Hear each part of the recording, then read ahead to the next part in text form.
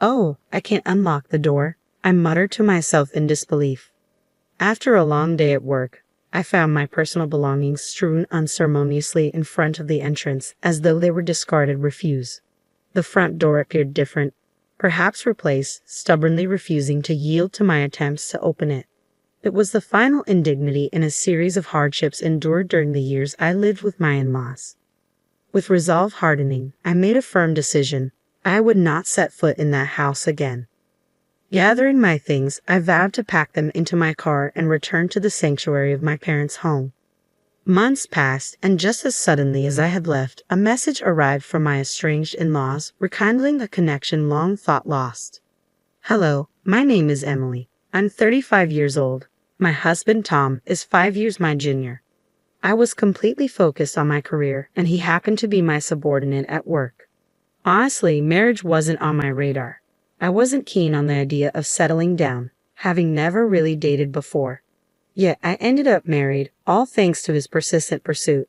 He assured me I could continue working as I pleased post-marriage, handling all household chores himself. His approach intrigued me about the prospect of marriage. And it's not that I oppose having children. Even though I had never been keen on marriage, thoughts of having children occasionally crossed my mind. Approaching 35, I realized time was running out if I wanted to start a family, so I chose to marry my current husband. Initially, it was just the two of us after we married. True to his word, he supported my career and took on most of the household responsibilities. However, our situation took a sharp turn about 6 months into our marriage when my father-in-law unexpectedly passed away. The sudden loss of my healthy father-in-law left my mother-in-law and my younger sister-in-law, Catherine, who is 33, reeling. They claimed they couldn't manage on their own. She's a freelancer with a decent income, but her focus on fan activities means her financial stability isn't robust. I always felt she should pursue a full-time job. Whenever Catherine approached me along with my mother-in-law, Tom broached the idea of us all living together.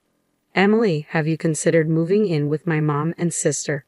You can continue freelancing as usual, and having them around would lighten the household workload even more.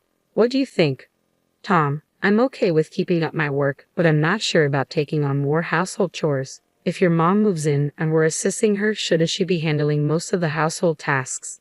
Fair point. I'll talk to my mom and sister about it. Please think about living together. I'll wait until I hear a clear response from your mother and Catherine. I have my own life and financial considerations to take into account. I've made it clear to my husband that I want all aspects carefully considered. It may seem cold, but caregiving involves careful planning. Ultimately, my husband assured me that his family would manage all household chores. I thought about insisting on a written agreement, but kept that thought to myself. Well, they're technically family, so I trust they'll keep their word. And so we moved into my husband's family home. On our first day there, I paid a visit to greet my mother-in-law. I'm looking forward to living together.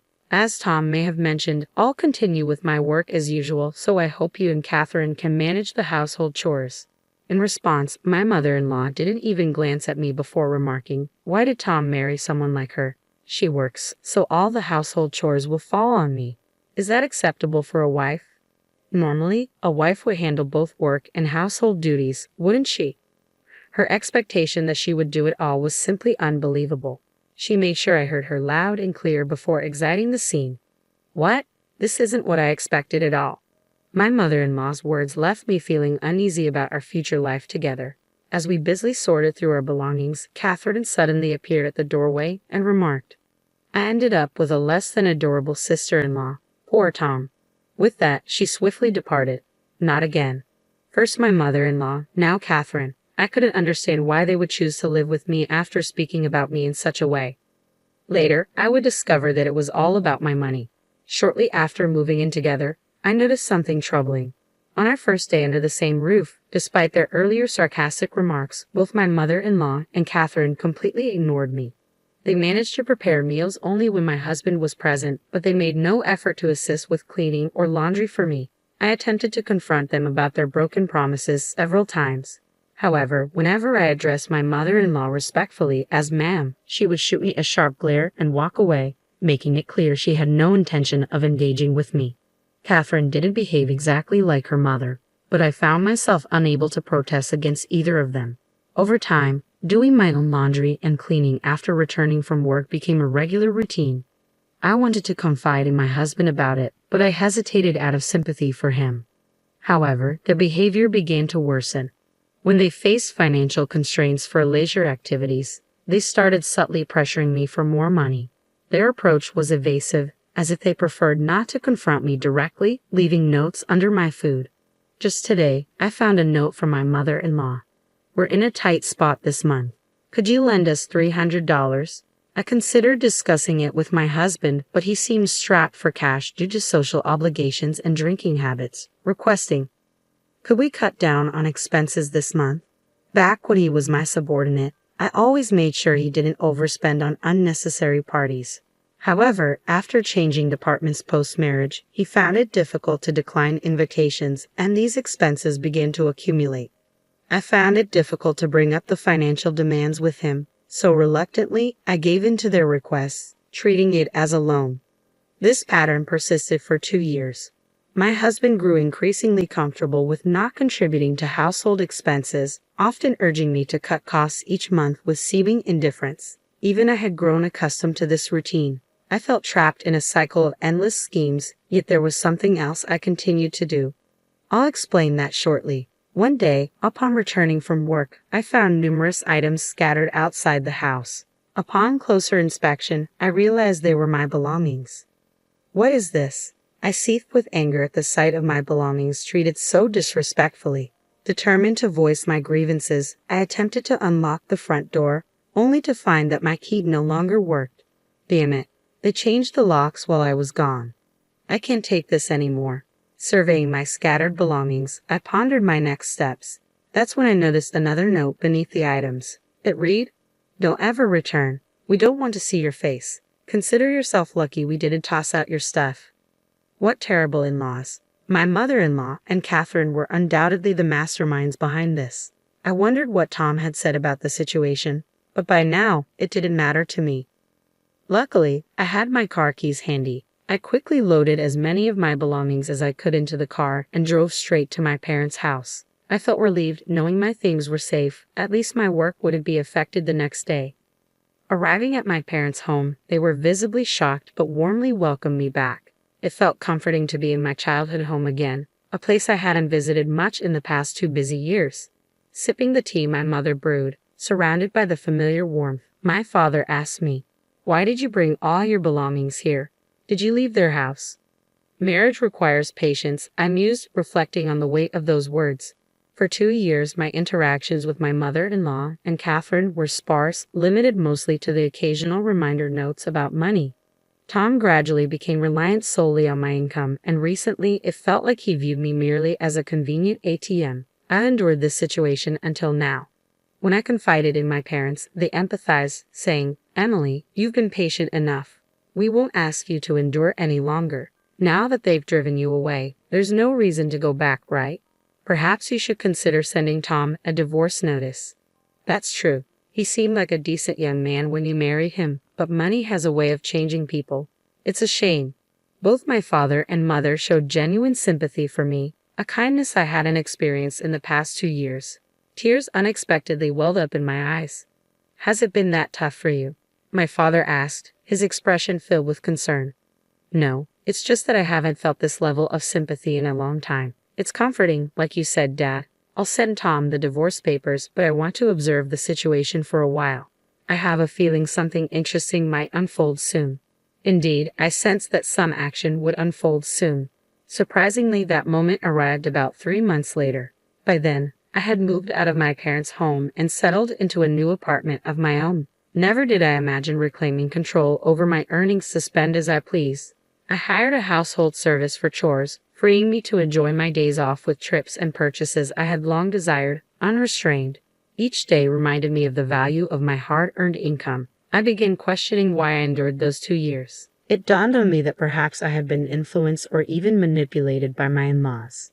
Then, precisely 3 months after my keys were changed and my belongings cast out, my smartphone buzzed with an unexpected call. Initially, I considered ignoring it. After dismissing the first call, my phone buzzed again, then a third time in rapid succession. "They must be in some trouble," I surmised. I picked up the next call, and immediately the fourth one came through. Hello. Emily, where are you? I went to your parents' house, but they wouldn't tell me. I also tried your workplace, but they wouldn't disclose your whereabouts. It was my mother-in-law, someone who had ignored me for the past 2 years. Her voice, which I hadn't heard in a long time, sounded cautious. Despite answering the call, I remained silent for a moment, relishing the anticipation of what she might say next. Hello, Emily. Are you there? Come back soon and restore our lives. We can't even afford to go out and enjoy ourselves. What are we supposed to do now? I had thought that living without spending money on leisure would suffice, but evidently that wasn't the case. Our phone and electricity are on the verge of being cut off. We're at our wits' end. Please come back immediately. Does she not realize she's only thinking of herself? Shouldn't she begin with an apology for throwing me out? Until she grasps that, I had no intention of responding. Emily, you're not saying anything. Are you listening at all? Doesn't it bother you to hear that we're in such dire straits? Realizing she wasn't going to offer an apology, I decided to end the call and press the button to hang up. She seems to have no concept of remorse. The next day, my phone rang again. Hello, Emily. Why did you ignore Mom's call yesterday? Even though we're in trouble, you didn't make any effort to help. She couldn't tell if you were even listening. Ignoring calls like that isn't very mature.